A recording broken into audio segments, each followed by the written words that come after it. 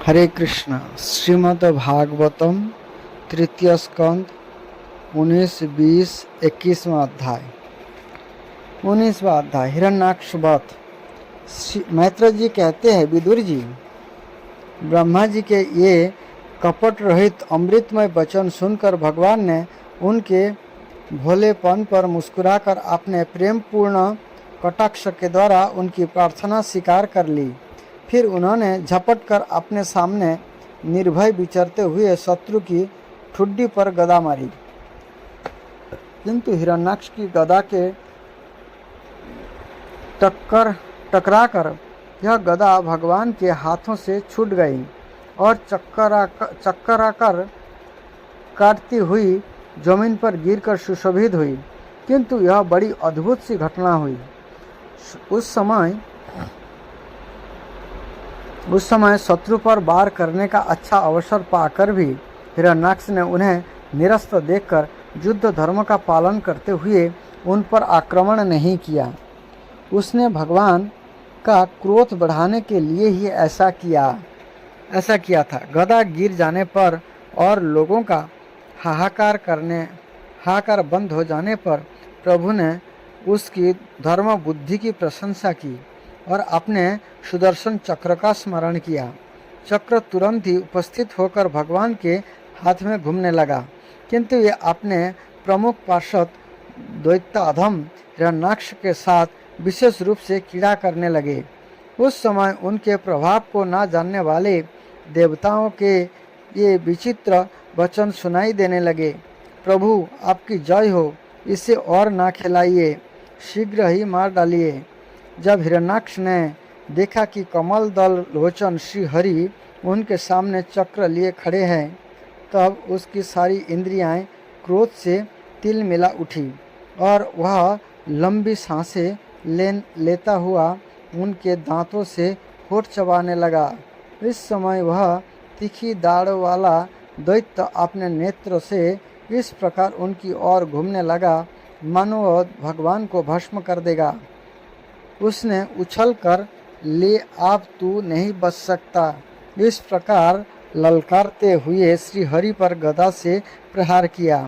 साधु स्वभाव विदुर जी, यज्ञ मूर्ति श्री भगवान ने शत्रु के देखते देखते लीला से ही अपने बाएं पैर से उसकी वह वायु के समान वेग वाली गदा पृथ्वी पर गिरा दी और उससे कहा, अरे दैत्य, तू मुझे जितना चाहता है इसलिए अपना अस्त्र उठा ले और एक बार फिर वार कर। भगवान के इस प्रकार कहने पर उसने फिर गदा चलाई और बड़ी भीषण गर्जना करने लगा। गदा को अपने आते देखकर भगवान ने यहाँ खड़े थे वहाँ से उसे आते ही अनायास इस प्रकार पकड़ लिया जैसे गरुड़ सांपिन को पकड़ ले। आपने उधम को इस प्रकार व्यर्थ हुआ देखकर इस महादैत्य का घमंड ठंडा पड़ गया और इसका तेज नष्ट हो गया। आपकी बार भगवान के देने पर उसने उस गदा को लेना ना चाहा, किंतु जिस प्रकार कोई ब्राह्मण के ऊपर निष्फल अभिचार अर्थात मारणादि प्रयोग करे, मूठ आदि चलाएं, वैसे ही उसने श्री यज्ञ पुरुष पर प्रहार करने के लिए एक प्रज्वलित अग्नि के समान लपलपाता हुआ त्रिशूल लिया। महाबली हिरण्याक्ष का अत्यंत वेग से छोड़ा हुआ वह तेजस्वी त्रिशूल आकाश में बड़ी तेज से चमकने लगा। तब भगवान ने उसे अपने तीखी धार वाले चक्र में इस प्रकार काट डाला जैसे इंद्र ने गरुड़ जी के छोड़े हुए तेजस्वी पंख को काट डाला था। भगवान के चक्र से अपने त्रिशूल बहुत से टुकड़े हुए देखकर उसे बड़ा क्रोध हुआ। उसने पास आकर उनके विशाल वक्षस्थल पर, जिस पर श्री वत्स का चिन्ह सुशोभित है, कसकर घुसा मारा और फिर बड़े जोर से गरज कर अंतर्धान हो गया। विदुर जी, जैसे हाथी पर पुष्पमाला की चोट का कोई असर नहीं होता, उसी प्रकार उसके इस प्रकार घुसा मारने से भगवान आदि वराह तनिक भी टस से मस नहीं हुए। तब वह महामायावी दैत्य मायापति श्रीहरि पर अनेक प्रकार की मायाओं का प्रयोग करने लगा, जिन्हें देखकर सभी प्रजा बहुत डर गए और समझने लगे कि आप संसार का प्रलय होने वाला है। एक बार गरुड़ जी अपनी माता विनीता को सर्प की माता कद्रु के दासीपन से मुक्त करने के लिए देवताओं के पास से अमृत छीन लाए थे। तब इंद्र उनके ऊपर अपना वज्र छोड़ा। इंद्र का वज्र कभी व्यर्थ नहीं जाता, इसलिए उसका मान रखने के लिए गरुड़ जी ने अपना एक पर गिरा दिया। उसे उस वज्र ने काट डाला। बड़ी प्रचंड आंधी चलने लगी, जिसके कारण धूल से सब और अंधकार छा गया। सब ओर से पत्थरों की वर्षा होने लगी, जो ऐसे जान पड़ते थे मानो किसी क्षेप यंत्र अर्थात गुलेल से फेंके जा रहे हो। बिजली की चमकाहट और कड़क के साथ बादलों के घिरे आने से आकाश में सूर्य, चंद्र आदि ग्रह छिप गए तथा उनसे निरंतर पीप, केश, रुधिर, विष्ठा, मूत्र और हड्डियां वर्षा होने लगी। विदुर जी ऐसे ऐसे पहाड़ दिखाई देने लगे जो तरह तरह के अस्त्र शस्त्र बरसा रहे थे। हाथ में त्रिशूल लिए बाल खोले नंगी राक्षसियां दिखने लगी। बहुत से पैदल घुड़सवार, रथी और हाथियों पर चढ़े सैनिकों हाथ आतताई यक्ष राक्षसों का मारो काटो काटो ऐसा अत्यंत क्रूर और हिंसामय कोलाहल सुनाई देने लगा। इस प्रकार प्रकट हुए उस असुरी माया जाल का नाश करने के लिए यज्ञ मूर्ति भगवान वराह ने अपना प्रिय सुदर्शन चक्र छोड़ा। उस समय अपने पति का कथन स्मरण हो आने से दीति का हृदय सहसा कांप उठा और अपने पति का कथन स्मरण हो जाने से दीति का हृदय सहसा कांप उठा और उसके स्तनों से रक्त बहने लगा। अपना माया जाल नष्ट हो जाने पर यह दैत्य फिर भगवान के पास आया। उसने उन्हें क्रोध से दबाकर चूर चूर करने की इच्छा से भुजाओं में भर लिया, किंतु देखा कि वे तो बराह ही खड़े हैं। अब वह भगवान को वज्र के समान कठोर मुक्का से मारने लगा। तब इंद्र ने जैसे वत्रासुर पर प्रहार किया था, उसी प्रकार भगवान ने उसकी कनपट्टी पर एक तमाचा मारा। विश्व विजयी भगवान ने यद्यपि बड़ी उपेक्षा से तमाचा मारा था तो भी उसकी चोट से हिरण्याक्ष का शरीर घूमने लगा। उसके नेत्र बाहर निकाल आए तथा हाथ पैर और बाल छिन्न भिन्न हो गए और वह निष्प्राण होकर आंधी से उखड़े हुए विशाल वृक्ष के समान पृथ्वी पर गिर पड़ा। हिरण्याक्ष का तेज आप भी मलिन नहीं हुआ था। उस कराल दाढ़ वाले दैत्य को दांतों से होठ चबाते पृथ्वी पर पड़ा देखकर यहाँ युद्ध देखने के लिए आए हुए ब्रह्मा आदि देवता उसकी प्रशंसा करने लगे कि ओह, ऐसी अलक्ष्य मृत्यु किसको मिल सकती है। अपने मिथ्या उपाधियों से छूटने के लिए जिनका जोगीजन समाधियों के द्वारा एकांत में ध्यान करते हैं, उन्हीं के चरण प्रहार से उनका मुख देखते देखते इस दैत्यराज ने अपना शरीर त्यागा। ये हिरण्याक्ष और हिरण्यकशिपु भगवान के ही पार्षद है। उन्हें शाप बस यह अधोगति प्राप्त हुई है। आप कुछ जन्मों में ये फिर अपने स्थान पर पहुंच जाएंगे। देवता लोग कहने लगे, प्रभु आपको बारंबार नमस्कार है। आप संपूर्ण जग का विस्तार करने वाले हैं तथा संसार की स्थिति के लिए शुद्ध सत्यमय मंगल विग्रह प्रकट करते हैं। बड़े आनंद की बात है कि संसार को कष्ट देने वाला यह दुष्ट दैत्य मारा गया। आप आपके चरणों की भक्ति के प्रभाव से ही हमें भी सुख शांति मिल गई। श्री मैत्र जी कहते हैं, विदुर जी, इस प्रकार महापराक्रम हिरण्याक्ष का वध करके भगवान आदि वराह अपने अखंड आनंदमय धाम को पधार गए। उस समय ब्रह्मा आदि देवता उनकी स्तुति कर रहे थे। भगवान अवतार लेकर जैसे लीलाएं करते हैं और जिस प्रकार उन्होंने भीषण संग्राम में खिलौने की भांति महापराक्रम हिरण्याक्ष का वध कर डाला। मित्र विदुर जी, तब सब चरित जैसा मैंने गुरु मुख से सुना था तुम्हें सुना दिया।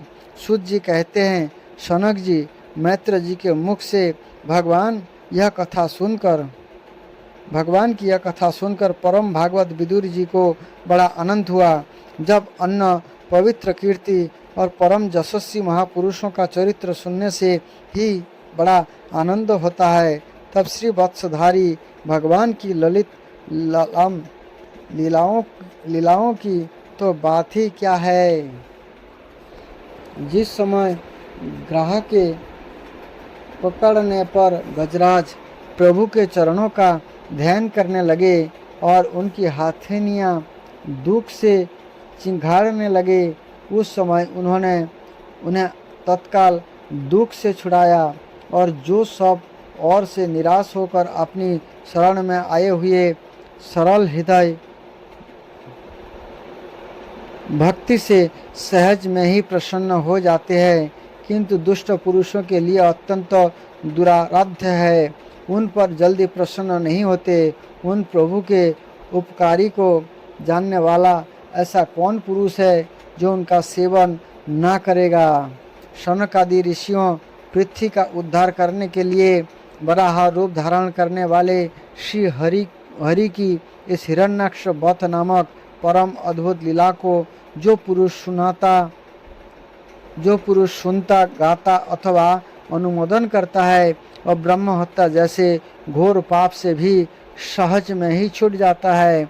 यह चरित्र अत्यंत पुण्यप्रद, परम पवित्र, धन और जस की प्राप्ति कराने वाला, आयु वर्धक और कामनाओं की पूर्ति करने वाला तथा युद्ध में प्राण और इंद्रियों की शक्ति बढ़ाने वाला है।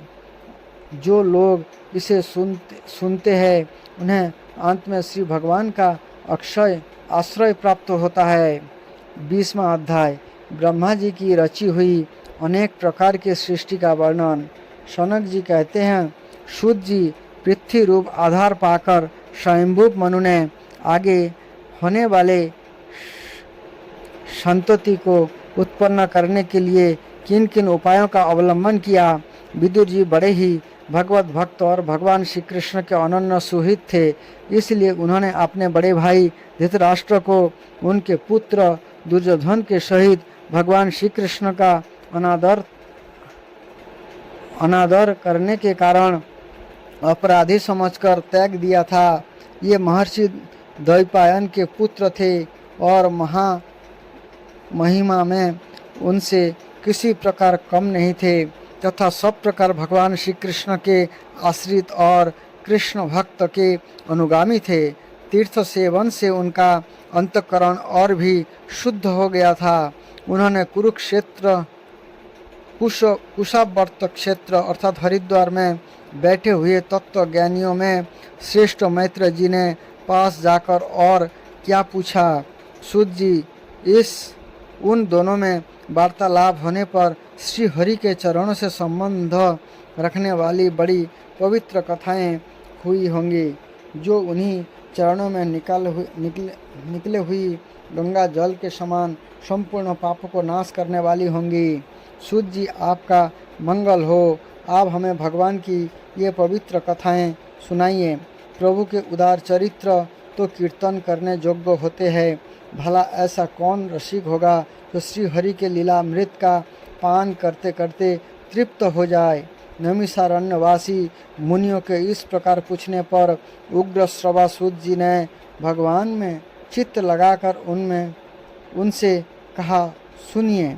सूत जी ने कहा, मुनिगण, अपनी माया से वराह रूप धारण करने वाले श्री हरि की रसातल से पृथ्वी को निकालने और खेल में ही तिरस्कार पूर्वक हिरण्याक्ष को मार डालने की लीला सुनकर विदुर जी बड़ा आनंद हुआ और उन्होंने मुनिवर मैत्र जी से कहा। विदुर जी ने कहा, ब्राह्मण आप परोक्ष विषयों को भी जानने वाले हैं, और तो यह बतलाइए कि प्रजापतियों के पति ब्रह्मा जी ने मरीच आदि प्रजापतियों को उत्पन्न करने फिर सृष्टि को बढ़ाने के लिए क्या किया। मरीचि आदि मुनीश्वरों ने और स्वयंभू मनु ने भी ब्रह्मा जी की आज्ञा से किस प्रकार प्रजा की वृद्धि की। क्या उन्होंने इस जगत को पत्नियों के सहयोग में उत्पन्न किया जा अपने अपने कार्यों में स्वतंत्र रखकर, अथवा सब ने एक साथ मिलकर इस जगत की रचना की। श्री मैत्र जी ने कहा, विदुर जी,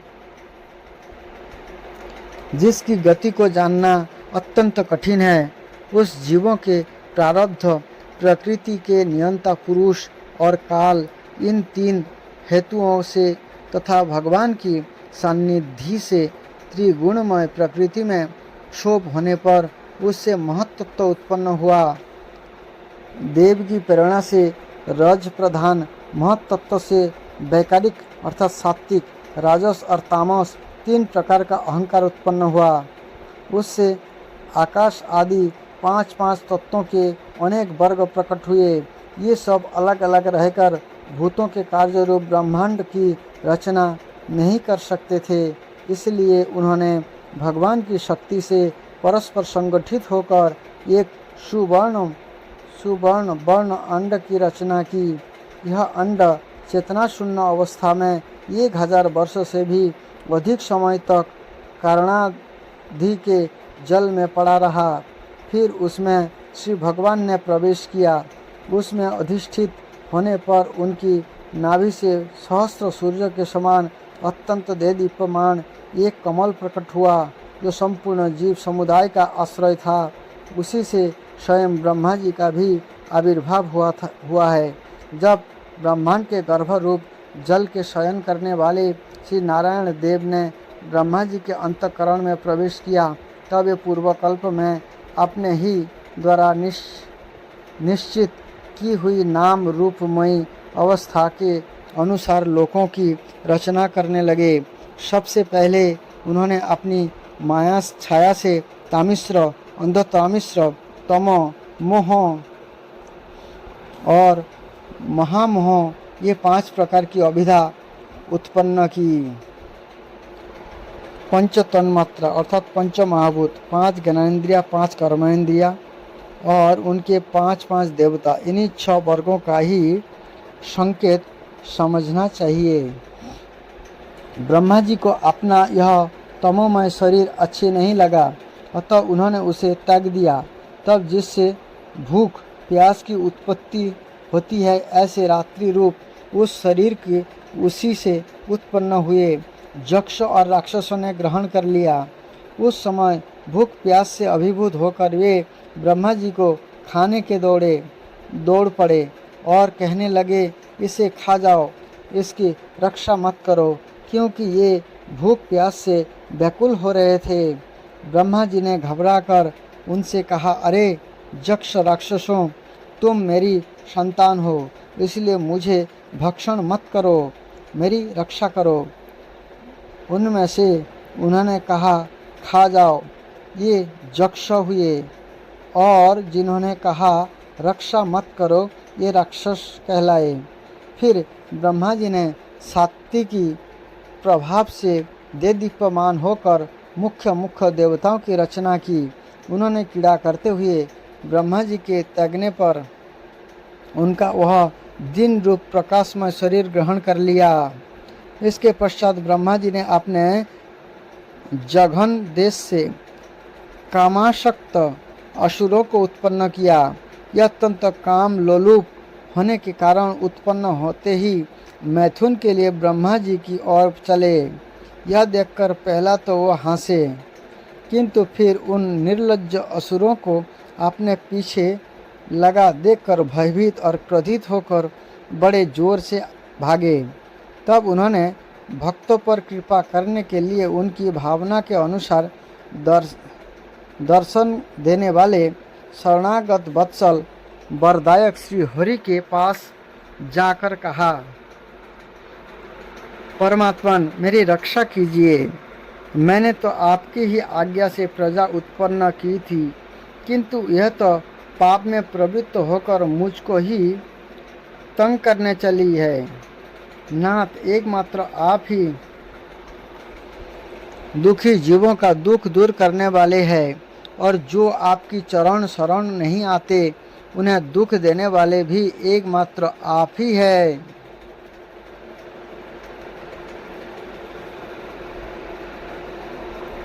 पंच तन्मात्रा, पंच महाभूत, 5 ज्ञानेंद्रिया, 5 कर्मेंद्रिया और उनके 5 देवता, इन्हीं 6 वर्गों का यहाँ संकेत समझना चाहिए।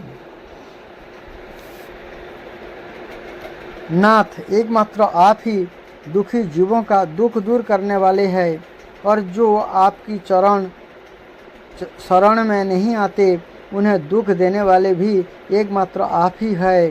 प्रभु तो प्रत्यक्षवत सबके हृदय की जानने वाले हैं। उन्होंने ब्रह्मा जी की आतुरता देखकर कहा, तुम अपने इस काम कलुषित शरीर को त्याग दो। भगवान के यह कहते ही उन्होंने यह शरीर भी छोड़ दिया। ब्रह्मा जी का छोड़ा हुआ यह शरीर एक सुंदर स्त्री संध्या देवी के रूप में परिणत हो गया। उनके चरण कमलों के पायजेब झंकृत हो रहे थे, उसकी आंखें मतवाली हो रही थी और कमर करधनी की लड़ों से सुशोभित सजीली साड़ी से ढकी हुई थी। उसके उभरे हुए स्तन इस प्रकार एक दूसरे से सटे हुए थे कि उनके बीच में कोई अंतर ही नहीं रह गया था। उसकी नासिका और दंतावली बड़ी ही सुघड़ थी तथा यह मधुर मधुर मुस्कुराती हुई असुरों की ओर हाव भावपूर्ण दृष्टि से देख रही थी। वह नीली नीली अलकावली से सुशोभित सुकुमारी मानो लज्जा के मारे अपने आंचल में ही समेटी जाती थी। विदुर जी उस सुंदरी को देखकर सब के सब असुर मोहित हो गए। वह इसका कैसा विचित्र रूप, कैसा अलौकिक धैर्य और कैसे नई अवस्था है। देखो, हम काम पीड़ितों के बीच में यह कैसी बेपरवाह सी विचर रही है। इस प्रकार उन कुबुद्धि दैत्य ने स्त्री रूपिणी संध्या के विषय में तरह तरह के तर्क वितर्क करके फिर उसका बहुत आदर करते हुए प्रेम पूर्वक पूछा, सुंदरी, तुम कौन हो और किसकी पुत्री हो? भामिनी, यहाँ तुम्हारे आने का क्या प्रयोजन है? तुम अपने अनूप रूप का यह बेमोल सौदा दिखाकर हम भोगों को क्यों तरसा रहे हो? अबले तुम कोई भी क्यों न हो, हमें तुम्हारा दर्शन हुआ, यह बड़े सौभाग्य की बात है। तुम अपनी गेंद उछाल उछाल कर तो हम दर्शकों के मन को मथे डालती हो। सुंदरी, जब तुम उछलती हुई गेंदों पर अपनी हथेली की थपकी मारती हो तब तुम्हारा चरण कमल एक जगह नहीं ठहरता। तुम्हारी कटी प्रदेश स्थूल स्तनों के भार से थक सा जाता है और तुम्हारा निर्मल दृष्टि से भी थकावट झलकने लगती है। वह तुम्हारा केश पास कैसा सुंदर है। इस प्रकार स्त्री रूप से प्रकट हुई उस सायंकालीन संध्या ने उन्हें अत्यंत कामासक्त कर दिया और उन मूढ़ों ने उसे कोई रमणीय रत्न समझकर ग्रहण कर लिया। तदंतर ब्रह्मा जी ने गंभीर भाव से हंसकर अपने कांतिमयी मूर्ति से, जो अपने सौंदर्य का मानो आप ही आस्वादन करती थी, गंधर्व और अप्सराओं को उत्पन्न किया। उन्होंने ज्योत्सना अर्थात चंद्रिका रूप अपने उस कांतिमय प्रिय शरीर को त्याग दिया। उसी को विश्वसु आदि गंधर्व ने प्रसन्नतापूर्वक ग्रहण किया। इसके पश्चात भगवान ब्रह्मा ने अपनी तंद्रा से भूत पिशाच उत्पन्न किए। उन्हें दिगंबर अर्थात वस्त्रहीन और बाल बिखरे देखकर उन्होंने आंखें मूंद ली। ब्रह्मा जी के त्यागे हुए उस जम्भाई रूप शरीर को भूत पिशाच ने ग्रहण किया। इसी को निद्रा भी कहते हैं, जिससे जीवों की इंद्रियों में शिथिलता आती देखी जाती है। यदि कोई मनुष्य झूठे मुंह सो जाते हैं तो उस पर भूत पिशाच आदि आक्रमण करते हैं, उसी को उन्माद कहते हैं। फिर भगवान ब्रह्मा ने भावना की कि मैं तेजोमय हूँ और अपने अदृश्य रूप से साध्यागण एवं पितृगण के उत्पन्न किया। पितरों ने अपनी उत्पत्ति के स्थान उस अदृश्य शरीर को ग्रहण कर लिया। इसी को लक्ष्य में रखकर पंडित जन साध्यादि के द्वारा पितर और साध्यागणों को क्रमशः कव्य अर्थात पिंड और हव्य अर्पण करते हैं।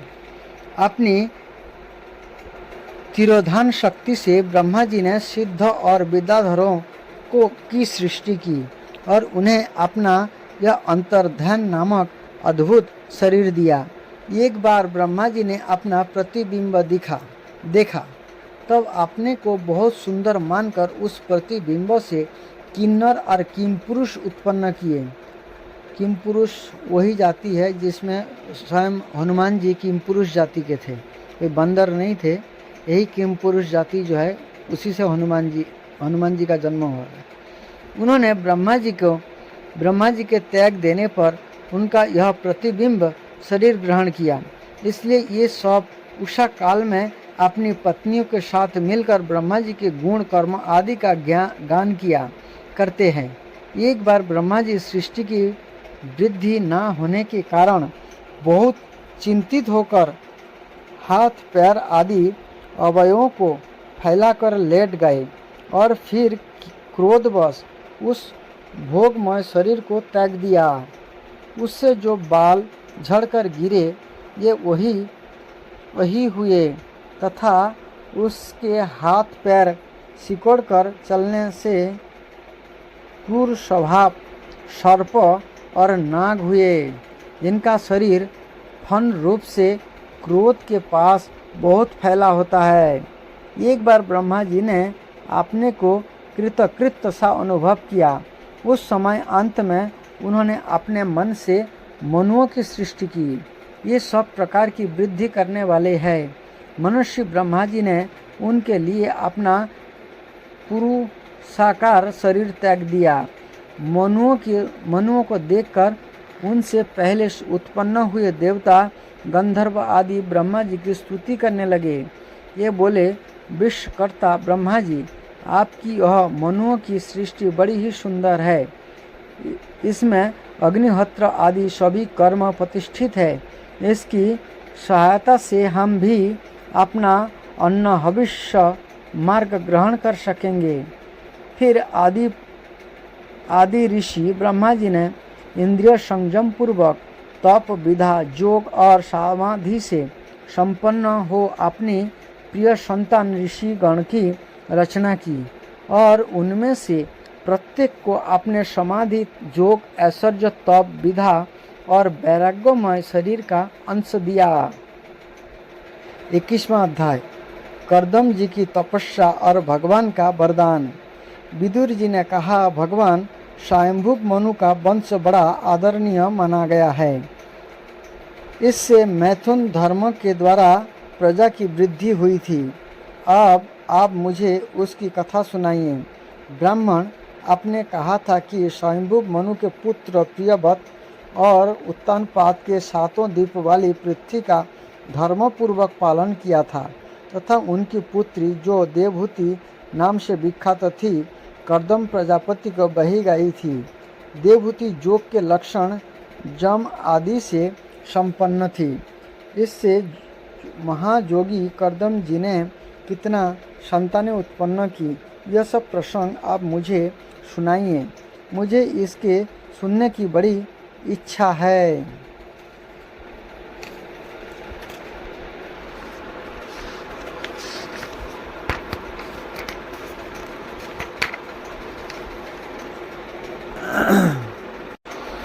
इसी प्रकार भगवान रुचि और ब्रह्मा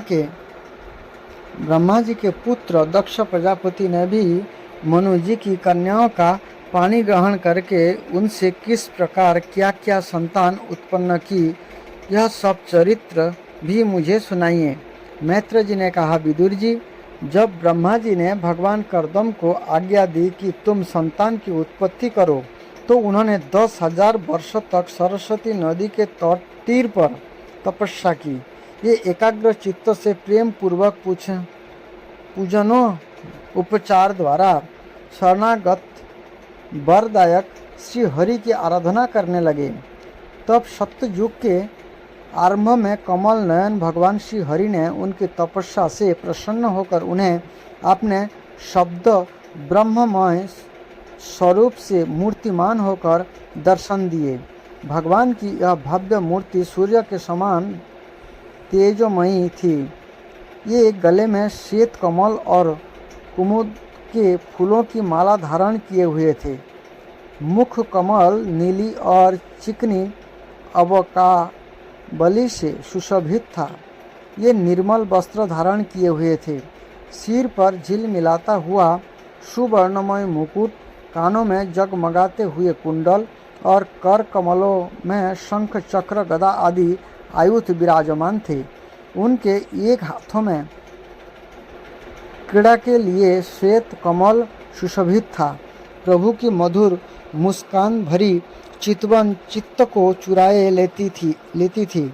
उनके चरण कमल गरुड़ जी के कंधों पर विराजमान थे तथा वक्षस्थलों में श्री लक्ष्मी जी और कंठ में कौस्तुभ मणि सुशोभित थी।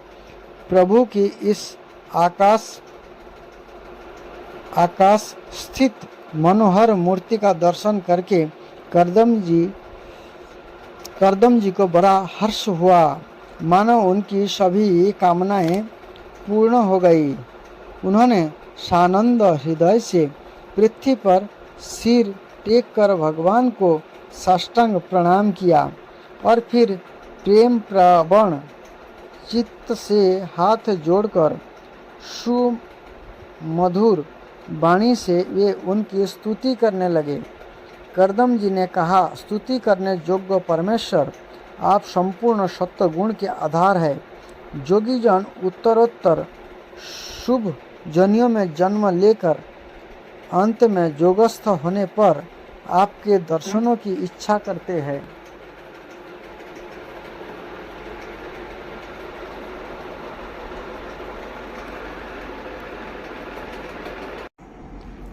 आज आपका वही दर्शन पाकर हमें नेत्र का फल मिल गया। आपके चरण कमल भगवत सागर से पार जाने के लिए जहाज है। जिनकी बुद्धि आपकी माया से मरी गई है, ये भी उन तुच्छ क्षणिक विषय सुख के लिए जो नरक में भी मिल सकता है, उन चरणों का आश्रय लेते हैं। किंतु स्वामिन, आप तो उन्हें ये विषय भोग भी दे देते हैं। प्रभु, आप कल्प वृक्ष है। आपके चरण समस्त मनोरथों को पूर्ण करने वाले हैं। मेरा हृदय काम कलुषित है। मैं भी आपने अनुरूप स्वभाव वाली और गृहस्थ धर्म के पालन में सहायक शीलवती कन्या से विवाह करने के लिए आपके चरण कमल की शरण में आया।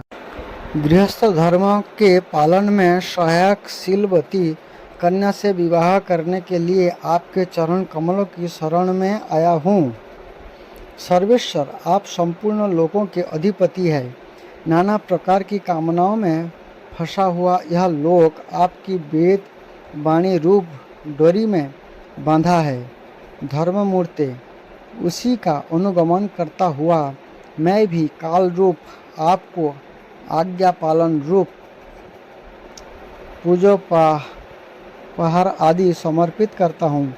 प्रभु, आपके भक्त विषय आसक्त लोगों और उन्हीं के मार्गों का अनुसरण करने वाले मुझ जैसे कर्म जड़ पशुओं के कुछ भी ना गिनने गिनकर आपके चरणों की छत्र छाया का ही आश्रय लेते हैं तथा परस्पर आपके गुणगान रूप मादक सुधा का ही पान करके आपने क्षुधा पिपासादि देह धर्म को शांत करते रहते हैं। प्रभु, यह काल चक्र बड़ा प्रबल है, साक्षात ब्रह्मा ही इसके घूमने की धुरी है। अधिक मास सहित 13 महीने अरे है, 360 दिन जोड़ है, 6 ऋतुएं नेमी अर्थात हाल है, अनंत क्षण पल आदि इसमें पत्राकार धाराएं हैं तथा 3 चतुर्मास इसके आधारभूत नाभि है। यह अत्यंत वेगवान संवत् स्वरूप कालचक्र चराचर जगत की आयु का छेदन करता हुआ घूमता रहता है, किंतु आपके भक्तों की आयु का ह्रास नहीं कर सकता। भगवान, जिस प्रकार मकड़ी स्वयं ही जले की फैलाती उसकी रक्षा करती और अंत में उसे निगल जाती है, इसी प्रकार आप अकेले ही जगत की रचना करने के लिए आपने से अभिन्न अपनी जोग माया को स्वीकार कर उससे अभिव्यक्त हुई अपनी सत्यादि शक्तियों द्वारा स्वयं ही इस जगत की रचना, पालन और संहार करते हैं।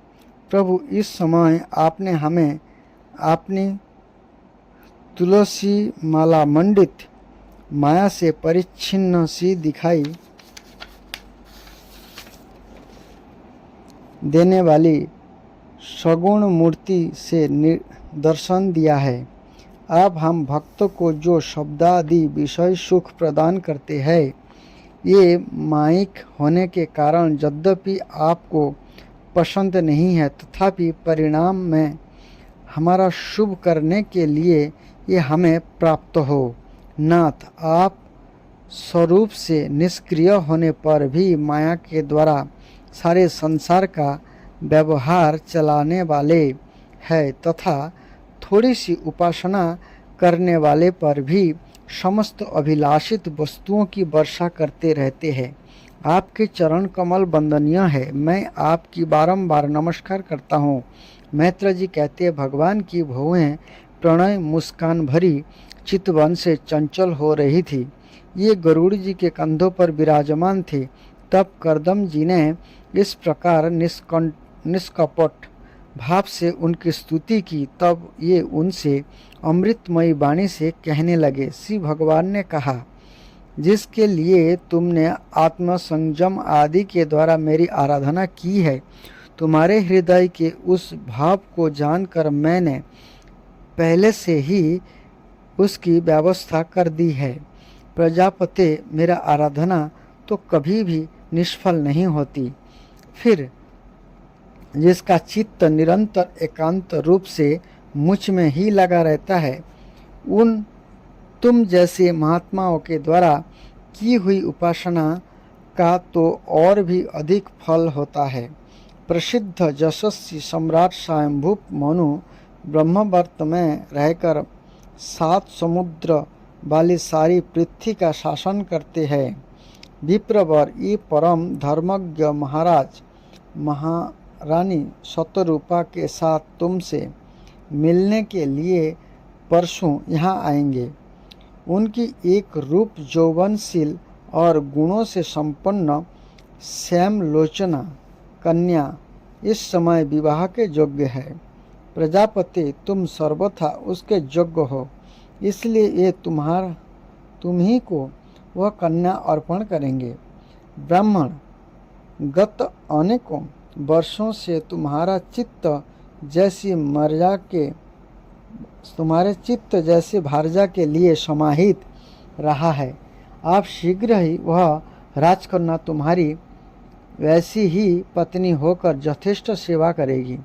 यह तुम्हारा वीर्य अपने गर्भ में धारण कर उससे 9 कन्याएं उत्पन्न करेगी और फिर तुम्हारी उन कन्याओं से लोक रीति के अनुसार मरीचि आदि ऋषिगण पुत्र उत्पन्न करेंगे।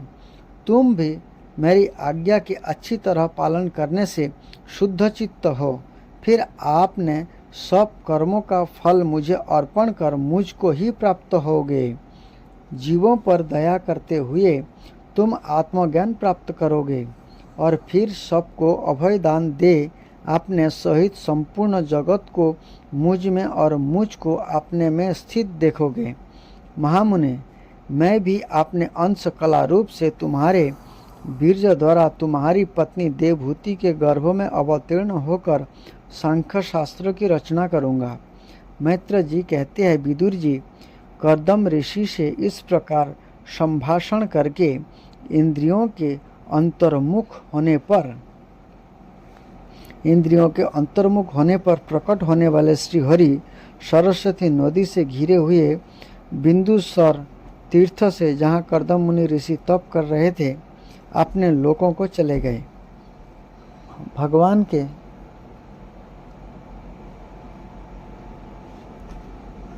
भगवान के सिद्ध मार्ग वैकुंठ मार्ग की सभी सिद्धेश्वर प्रशंसा करते हैं कि कर्दम जी के देखते देखते अपने लोक को सिधार गए। उस समय गरुड़ जी के पक्ष से जो शाम की आधारभूता ऋचाएँ निकल रही थी, उन्हें ये सुनते जाते थे। विदुर जी, श्री हरि के चले जाने पर भगवान कर्दम उनके बताए हुए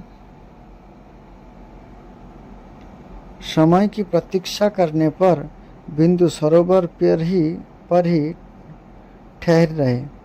वीरवर इधर मनु जी भी महारानी शतरूपा के साथ सुवर्ण जटित रथ पर सवार होकर तथा उस पर अपनी कन्या को भी बैठाकर पृथ्वी पर विचरते हुए जो दिन भगवान ने बताया था, उसी दिन शांतिपरायण महर्षि कर्दम के उस आश्रम पर पहुँचे। सरस्वती के जल से भरा हुआ यह बिंदु सरोवर वह स्थान है जहाँ अपने शरणागत भक्त कर्दम के प्रति उत्पन्न हुई अत्यंत करुणा के वशीभूत हुए भगवान के नेत्र से आंसुओं की बूंदें गिरी थी। वह तीर्थ बड़ा पवित्र है।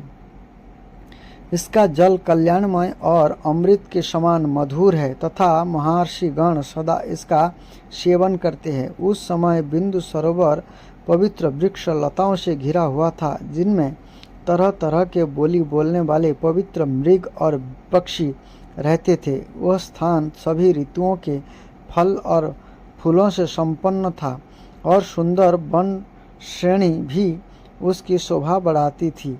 वहाँ झुंड के झुंड मत वाले पक्षी चहक रहे थे, मत वाले भौरे मंडरा रहे थे। उन्मत्त मयूर अपने पिच्छ फैला कर नट की भांति नृत्य कर रहे थे और मत वाले कोकिल कुहू कुहू करके मानो एक दूसरे को बुला रहे थे। वह आश्रम कदम्ब, चंपक, अशोक, करंज, बकुल, अशन, कुंद, मंदार,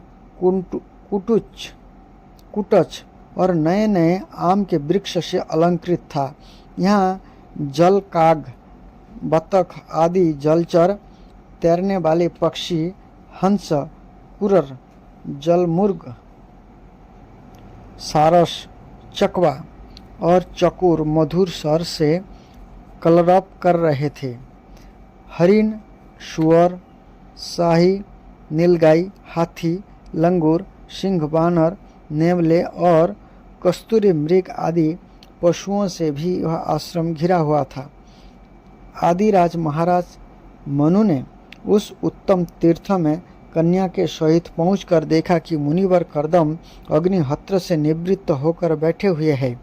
बहुत दिन तक उग्र तपस्या करने के कारण ये शरीर से बड़े तपस्वी दिख पड़ते थे तथा भगवान के स्नेहपूर्ण चितवन के दर्शन और उनके उच्चारण किए हुए कर्णामृत रूप सुमधुर वचनों को सुनने से इतने दिनों तक तपस्या करने पर भी ये विशेष दुर्बल नहीं जान पड़ते थे।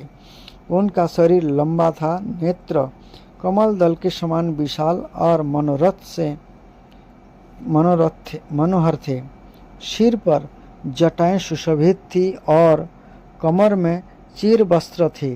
ये निकट से देखने पर बिना शान पर चढ़ी हुई महामूल्य मणि के समान मलिन जान पड़ते थे। महाराज स्वयंभू मनु को अपनी कुटी में आकर प्रणाम करते देखकर उन्होंने उन्हें आशीर्वाद से प्रसन्न किया और यथोचित आतिथ्य की रीति में उनका स्वागत सत्कार किया।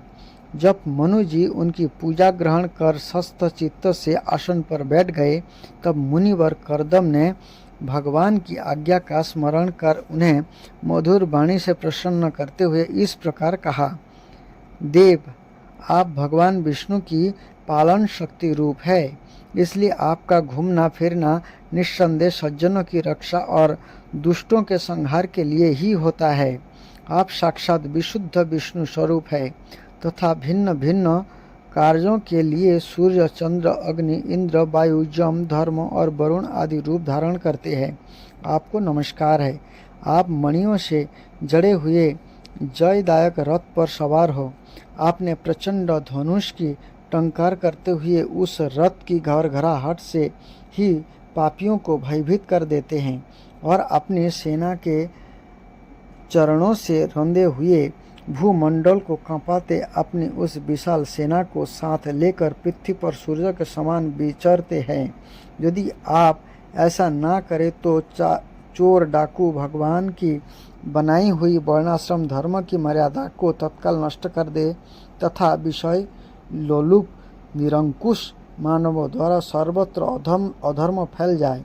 यदि आप संसार की ओर से निश्चिंत हो जाएं, तो यह लोक दुराचारियों के पंजे में पड़कर नष्ट हो जाए।